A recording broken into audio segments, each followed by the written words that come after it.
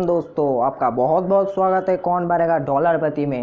होंगे नाजरीन, एक दफा एक औरत एक पीर साहब के पास गई और कहा कि पीर साहब, मुझे कोई ऐसा तावीज दे दे जिससे मेरा शोहर मेरी हर बात माने, जो भी मैं कहूँ वो मेरे ताबे हो जाए। पीर साहब बहुत ही समझदार और दूर अंदेश इंसान थे।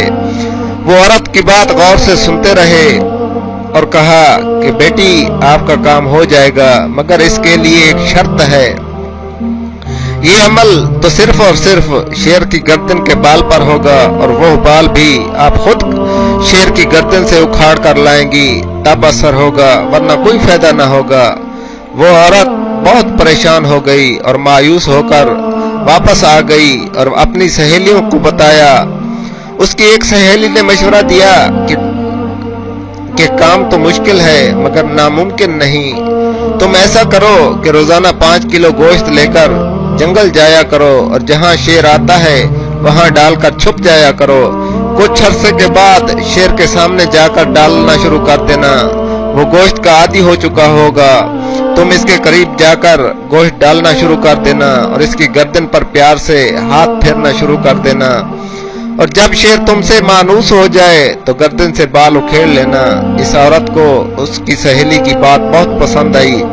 दूसरे दिन ही इस औरत ने गोश्त लिया और जंगल की तरफ चल पड़ी और गोश्त जाकर वहां डाल दिया जहां पर शेर आता था।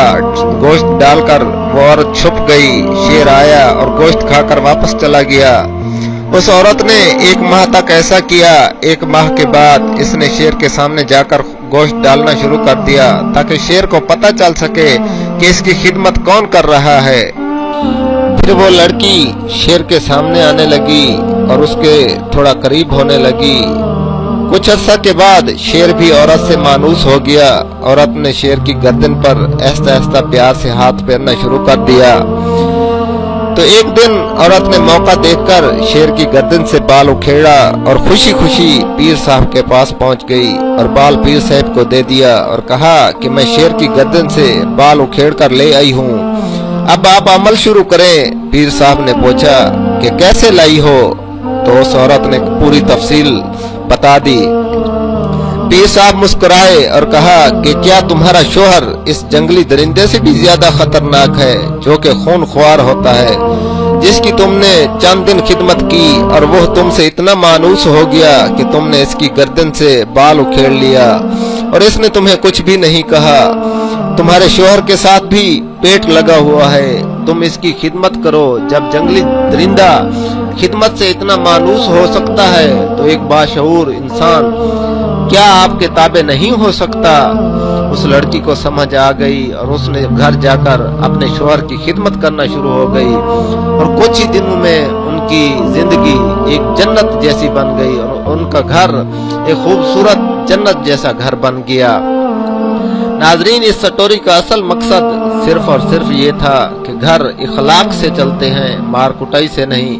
जिस घर में मियाँ बीवी के इखलाक अच्छे हैं वो घर किसी जन्नत से कम नहीं, वरना सारी जिंदगी जहन्नम की भट्ठी में जलना पड़ता है। गलती इंसानों से हो जाती है, ये छोटी मोटी बातें घर में होती रहती हैं, लिहाजा मियाँ बीवी दोनों को चाहिए कि एक दूसरे को माफ करना सीखें, दरगुजर करना सीखें। इंसान कितना बड़ा मालदार क्यों न हो, मगर इखलाक अच्छे नहीं तो कुछ भी नहीं। जिंदगी दौलत से नहीं, इखलाक से चलती है। इखलाक से बड़ी दौलत इस दुनिया में कोई नहीं है। अल्लाह पाक हमें अपने घरों में खुशो खुर्रम रहने की तौफीक दे।